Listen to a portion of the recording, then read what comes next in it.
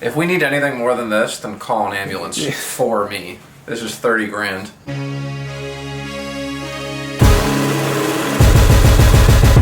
What's up? 2026 is upon us. I'm trying to make $1 million this year. I currently have 167,000, but I might have a lot less because I'm gonna do something that's pretty special. This might be the dumbest idea of all time. This week, I'm gonna give a subscriber a $20,000 free roll on high stakes poker. You, watching, can win this. It's taking place today. Here's how it's gonna work. I'll fly to Austin, Texas from anywhere in the world. Once you land in Austin, Texas, you'll play 2 poker games, back-to-back days. I'll give you a $10,000 buy-in for each day. Whatever you end with, we'll split. So let's say you win 20K, I'll give you 20K. It's a complete free roll. I'll pay for everything as well. The flights are on me, the hotel is on me, the buy-ins are on me. Everything's a free roll. This is the last time I'm doing this shit for obvious reasons. I appreciate you for watching. Hopefully someone can start the year off right. I think there's a sick opportunity, but it's also great content. So if you want to feature in a few videos, click the link in the description, and I hope to see you in Austin, Texas. Winner will be announced on February 28th. That's 2 weeks from now. Very quick turnaround. This video, I am going to start the year in Los Angeles. I'm playing a high stakes poker stream in California. We are currently in Los Angeles. We're staying on this very noisy street. At 6 in the morning, there were just trucks going. Blah, blah, blah. We're currently switching rooms. Okay, hopefully this is quieter. It's already feeling like it will be. Today I'm playing on a live stream, bringing $30,000 with me today. It's a lot of dinero. We're gonna go grab lunch. On me. Yes, he owes me. I'm not fist bumping you for that. It's truly astonishing how annoying you are. I'm just sleeping. Let me sleep. En route to Hustler. Let's go play some poker.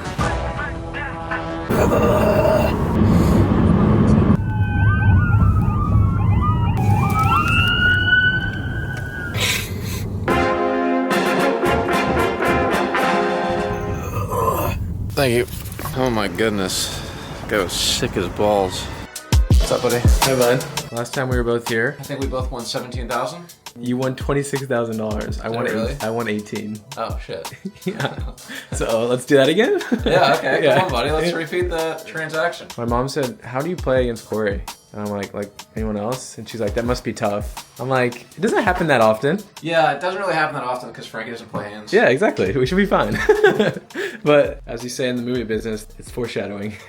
I really hope. I don't want it to. I don't want it. I don't want it to foreshadow. I don't want to. How much are you coming in for today? I have $20,000 with me. I'm probably gonna do the max 10, and I gotta back up 10K in here. So this is like a 2 to 3 times per year opportunity for us. So we have to maximize no matter what happens and keep rebuying for a lot. Max fire. If we need anything more than this, then call an ambulance for me. This is 30 grand. I kid you not, driver was just straight up hacking the entire ride. 729.30. Awesome. Okay. I think I might come in for 2 and then just go all in and then just add on. Yeah. I hope I have aces. Time to begin the show. Frankie C. Here's Corey Eyring. Some interesting history between these two players, which we'll talk about in a bit. Last year, I made the craziest play of my life. Wow, Jims. Wow. A 5-bet bluff that somehow got Frankie to fold queens. It's a play neither of us have forgotten, and this history might affect how we play against each other tonight.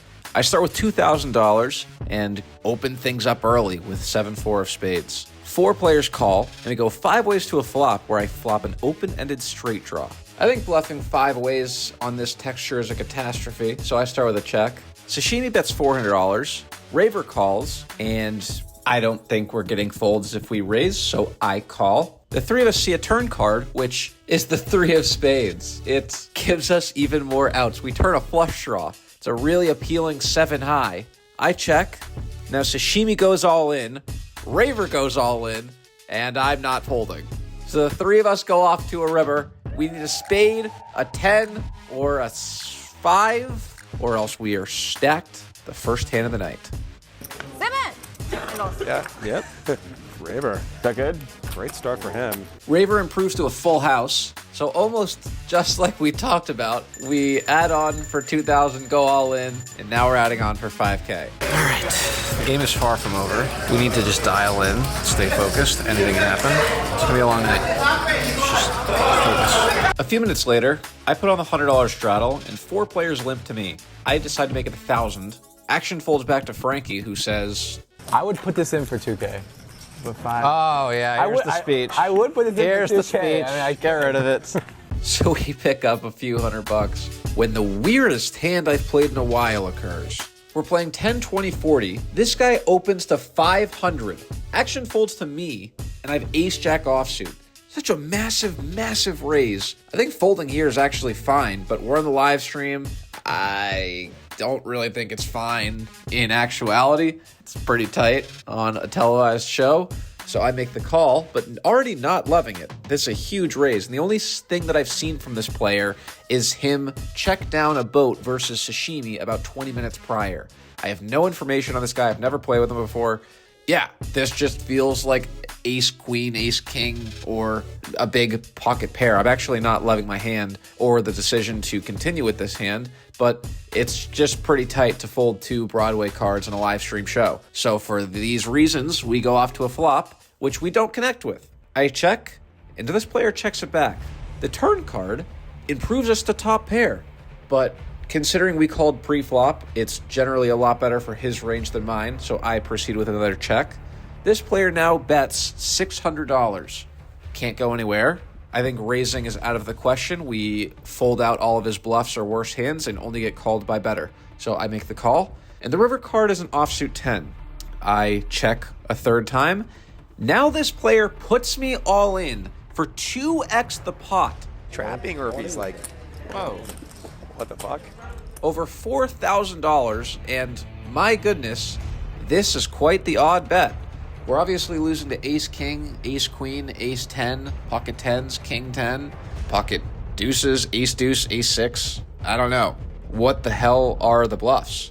Missed flush draws, random 2 cards. He's not jamming with a weaker ace than mine. He has to turn like a middling pocket pair into a bluff, but my goodness, I just saw this guy check down a boat. It's really challenging to be bluffing in this spot. But at the same time, wouldn't he bet ace king on the flop with a flush draw? The value doesn't really make as much sense either.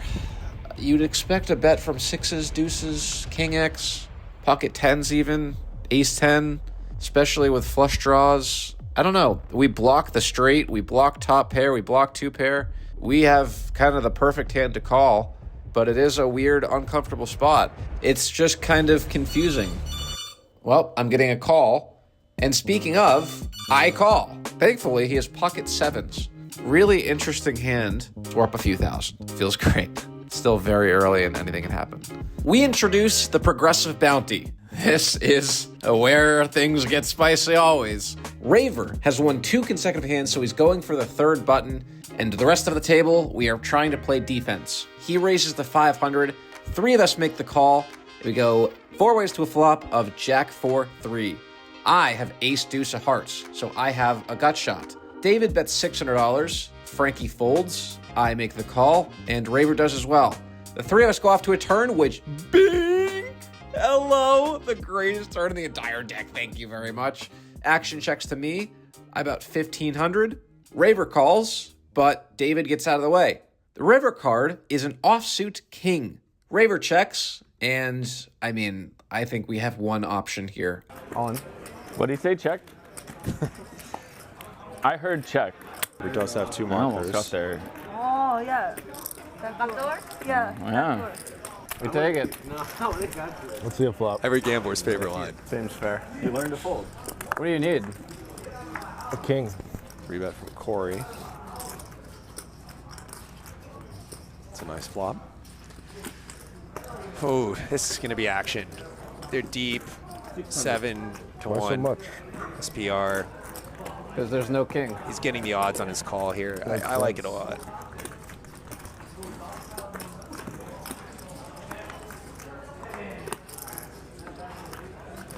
That's not the card he needed. Corey picks up a flush draw. Not the most comfortable spot for him. No king. Not that he's going anywhere. 600. Especially not to this size. Yeah, this is, I think, a bad sizing. I don't see the point of value betting a 10 here, and I think at this point you either check back to 10 and hope to show it down, or you really start building a pot and going very polar on the turn. Well, it gets there. Sure does. Welcome to Hustler Casino Live. Where no hand is dead. I think you might get this one. It's a bad run out. Yeah, it's an easy one to fold. He's going to have all this 8-7, 8-6, 8-10, ace-8. I could see him value betting 2 pair here as well. Yeah, that's a good point. It's just, you just got to let it go. Corey has so few 8x in his range. I think Corey could have sized bigger on the flop. On the turn, I would have check raised there. It's a nice turn to check raise. I think he has some like agreement with the devil or something. I don't know. Never got to the bottom of that. Yeah, another spot where I would check raise the 6-4 suited here. I mean, at least some amount. And it's funny because it plays so well, right? You're going to get the kings to fold. Or at least, you know, you're going to continue on any heart turn, any 3-5 turn, and play offense against hands like kings, queens, pocket jacks. If you want to do 300, somehow I got down. Even in a 3-bet pot, you're going to raise the 6-4 hand. No choice. Yeah, I think so. Why not? Because you're deep, right? You were deep on the flop.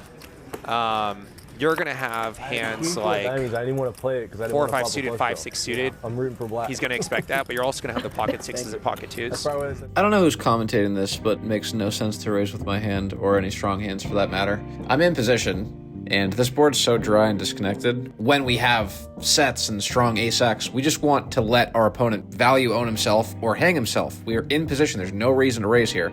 Raising puts pressure on this guy's specific holding, which is easy to know when you can see all the hole cards, but we're playing against this guy's range of hands. I don't know if he has kings, ace king, king queen, whatever. There's no need to bloat a pot in position with second pair when, number one, we could just easily have the best hand, and raising folds out all of his bluffs, so it ensures that we only get called by better. Why are we turning our hand into a bluff? Makes no sense. We have worse hands to turn into a bluff, like 10-9 or 9-8, stuff of this nature, just air balls with backdoor diamond draws or straight draws, stuff like that. And we have better hands that want to bloat a pot on later streets like 6s or 2s, ace-6, ace-deuce. When our opponent keeps betting on the turn, it's very hard to continue with our specific holding. We'll have better hands, and even if our opponent is bluffing, he might be bluffing with the best hand, like pocket 7s or pocket 8s. In this particular instance, that seems to be what he's doing. I'm not sure if he's betting for value or bluffing with kings, but yeah. And, you know, you can argue that you could represent the diamond on the turn too, because you're going to have more suited, you're going to have more diamond, you know, suited type hands that he's going to have. He's going to have a lot more of the aces, ace king. That I'm thinking is like, it's almost unbeatable for, like, if any, like someone like Jungle Man played me heads up, like even with his edge, the rake makes it unbeatable. But if you played this specific guy, he can still win. Right. But there's all sorts of like stuff going on. 7-7-7. A lot of talk about. I've been messaged about this a couple of times. I agree. Queen.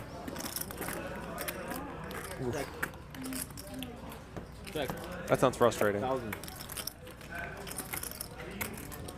But if you're a pro, you probably just grit your teeth and bear it. That's right.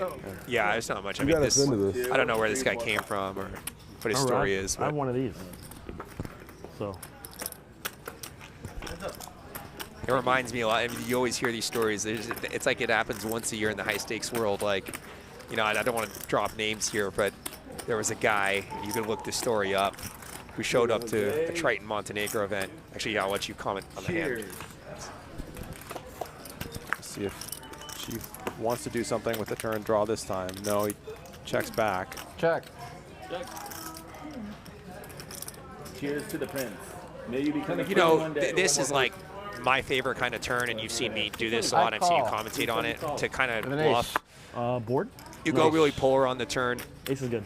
And you have so many draws there. Jack 10, Jack King. Well, now you need a drink. 9-10. This guy's yappa yappa talking about ranges and stuff. Well, the very next shuffle, what would you do with this range? Under the gun one opens to $130. Action folds to me on the button with 10-5 offsuit.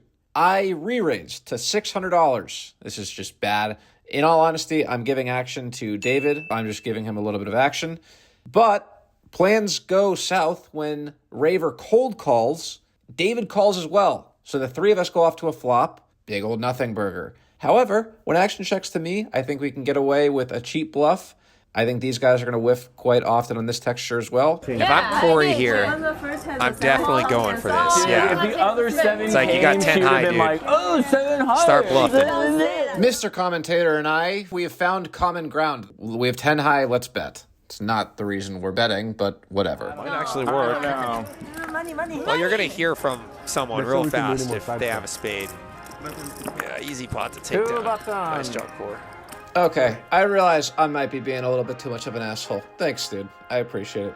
We win 2 hands in a row and set ourselves up to win the progressive bounty game. If you win 3 hands in a row, you get $300 from every player. 4 hands, $400. 5 hands, $500. It's a sick incentive to win hands consecutively, and we have put ourselves in a position to do just that. So this next shuffle, it's very important that we win as I pick up 8-5 offsuit. If you get more buttons. Yeah, if you get the 3 buttons, it pays 200, and then 5 buttons pays 400 a button, or 300 Well, that's interesting. We've never done that. Oh, boy. So, okay, let me explain what he's saying. Wait, what's going on? He made it 5, I called. It's on Jose. Josue. We don't have the button. Come on, you got to shove all in there, Jose. Yeah. I think Raver may have a point there. Call. Otherwise, you get 1 button, and there's no reason to try anymore. You want me to join? Do I want you to join? I would never want to see you Jose not stacks in the just pot. $600. Say no more. You know, I remember when I was 21 and I was so broke, and I can't even before I imagine, met and I you, was I had terrible at $10,000 poker. more. I can't even imagine what sitting at a table like this would feel like with guys with $10,000, $20,000 in front of them. Not to mention with the fact that it's on camera. On camera, yeah, all your friends are watching. Yeah. It's not easy. 3,000. And I actually, you know, like, he obviously doesn't, there's a lot of stuff in the game that he clearly doesn't understand yet, but I just like I like that he's waiting for a spot and going for it. I think it's totally fine. It's not the best strategy, but it's far from the worst. Yeah, that's well said. So these 2 hands are on a collision course. Monster draw for Raver. All in.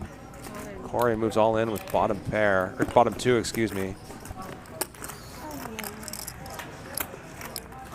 Actually, a pretty gross spot. A danger. It's such a good spot if you're Corey, because now you got, he's, you know, Raver's wondering, am I up against a better flush draw? Yeah, if you're against ace-5 of diamonds or something here, it's yeah, you're kind of a disaster. Dead. Right. All right. There's the call. Raver's going to gamble. Biggest pot of the night so far, $29,000. Oh, that's good.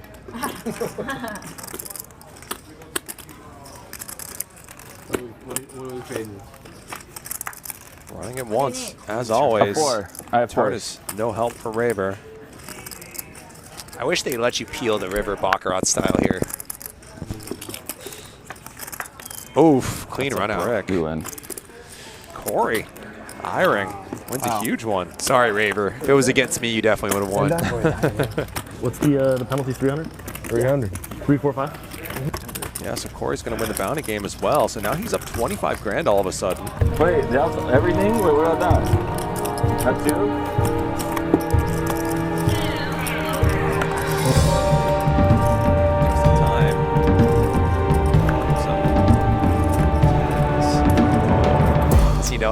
Does he know what to do with them though? Nice. Wow. This is a pretty easy one, which he gets right. There we go. Corey's got 3 markers, so he's chasing bounty glory here. And it creates a great spot for Senor Tilt's man, Jose. This is a big sweat for you. Come on. All right, here we go. There's no 4, 8. There we go. Good guy, Come Corey. on, baby. What are we fading? What are we Corey's fading? got to call it off. Oh, yeah, nice. Oh my God. I mean, I guess. Give it over? No, 2 unders. 200. 18%. $6,000 pot. Queen of hearts. Queen of hearts. Oh my goodness. Oh my goodness. Not like that. Don't do it. Not like that. Deuce. That gives him more outs. Deuce. Hit a deuce now, as well as a 6. See a picture. See a picture. 6 deuce. Picture. Oh no! Oh my goodness! Oh my goodness! Chill, you just took Jose's last bullet. Well, Senor C No, come is on. just as unlucky in HCL as Senor. Wow. I am glad that this is on televised poker. Ryan Feldman, we will be having words after this. That is unbelievable. Thank you. It's looking Corey tasty over continues there. winning bounties. Look your lips. 32K. Look your lips. Nice, young. Look at that. Nice, young. I never had a $500 chip here. Straddle. For those of you who don't know what's going on here, Jose is a 21-year-old from Modesto, California. Parents are immigrants from Mexico. He's a computer science major at Berkeley, first kid in his family to go to college. Really good dude. By the way, we bought in Tuck as well, just for fun, and these guys have not been running good. I just want to call, you know, Charlie, I just want to call attention to something. No, when you're right, you're right.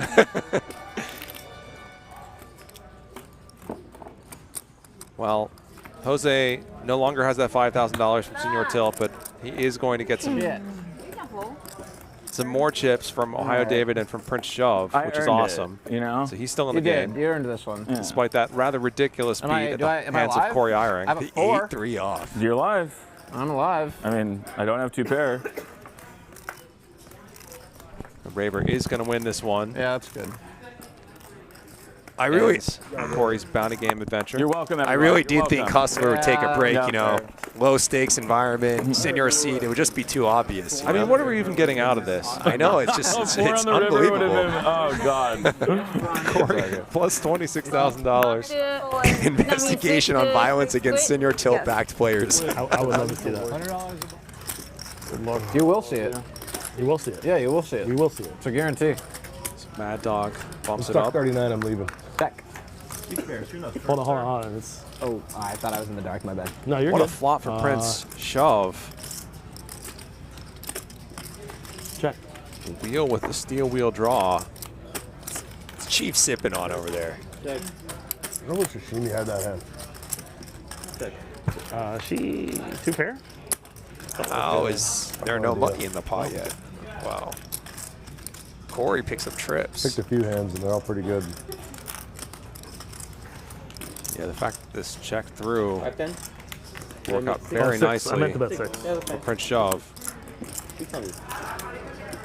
Oh boy. You know, this is such a nice spot to raise here. I You're just agree. missing an opportunity. You're going to get called by a 5. You're going to get called by a 2. You have the ace of diamonds, which is the bluff card that would be used in this spot. It's just... Yeah. Well, we agree on that one, but this Shove might end up making more money by just calling in this particular spot. Corey's never folding. I actually think Chief might even call here. Chief's got a draw to the full house. He's open-ended. I mean, we can see the cards, but you just couldn't. I mean, you could even. I mean, anything but fold's the right option.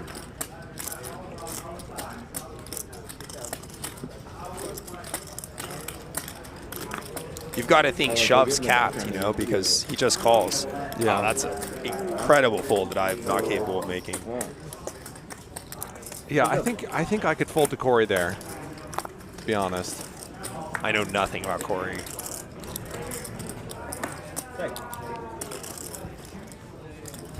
We've seen he's on the tighter side. Certainly capable of making moves. But my default would be to assume that when he raises, it means something. Corey's trying to figure out sizing here. I would be going pot minimum here.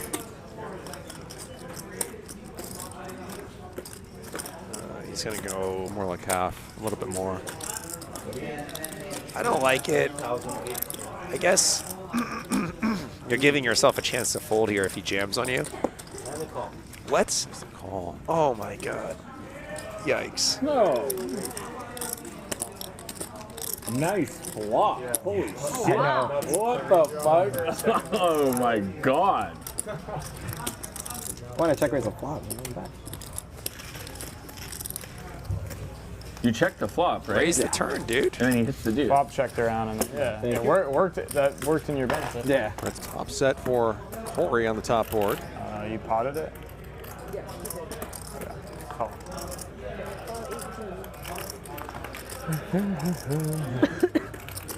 And Mad Dog's got queen on the top board and Capoeira. a nice draw on the bottom. What is that? Oh, it's a street name I always notice.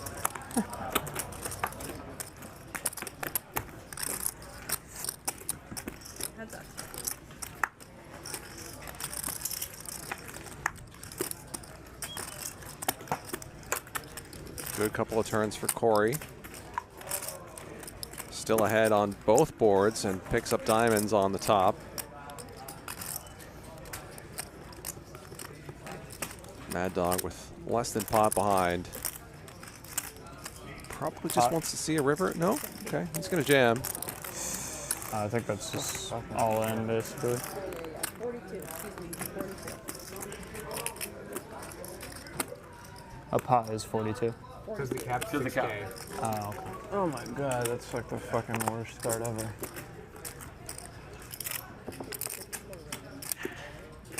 That's insane.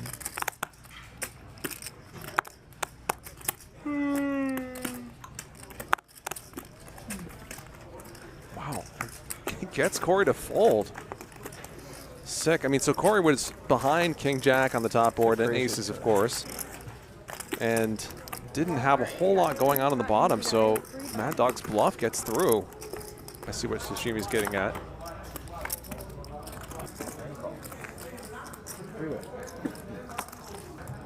And beautiful flop for him.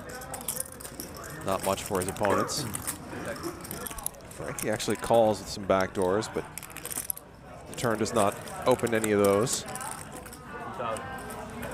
Corey bets 2/3 and wins it. Gets his second marker.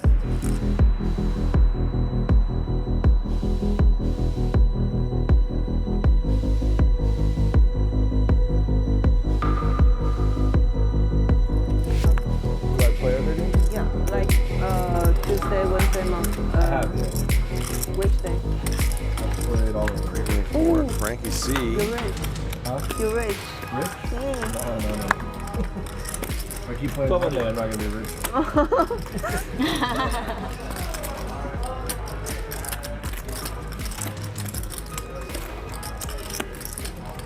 So you'll play with Jasper, Mike.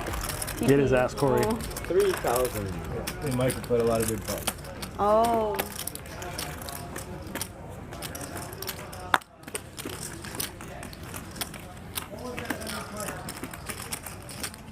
Does anybody want to gamble with Frankie? Corey does. 3K from Corey.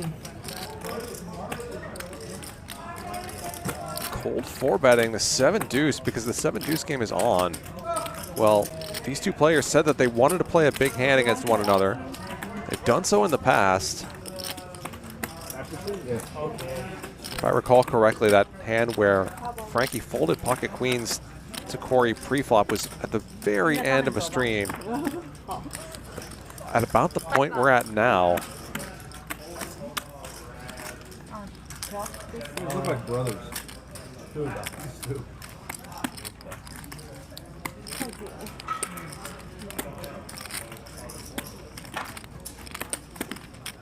Come on. See how Frankie wants to proceed here. He's just going to call. $7,000 in the pot or near it. Both players miss. And Corey has an opportunity here. Bet a quarter pot.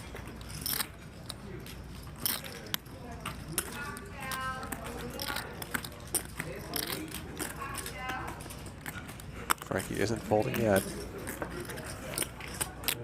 $10,000 now. And Corey actually picks up some equity. Straight draw. His pair outs are live as well.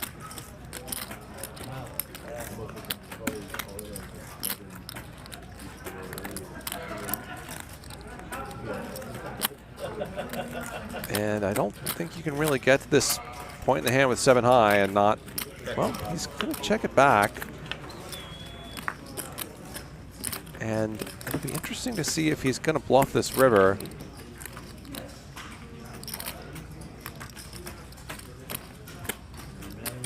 He could maybe play some overpairs as a check back on the turn. This is the plan, and we're sticking to it.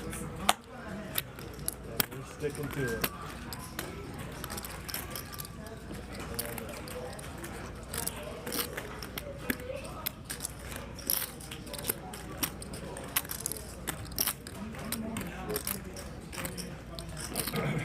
He's thinking about it.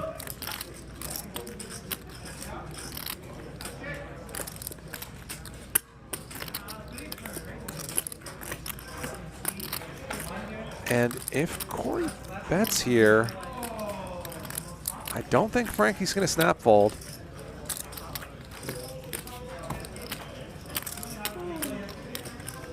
There's just that little bit of propensity for some kind of weirdness at the end of the stream, especially with the 7 deuce game on. I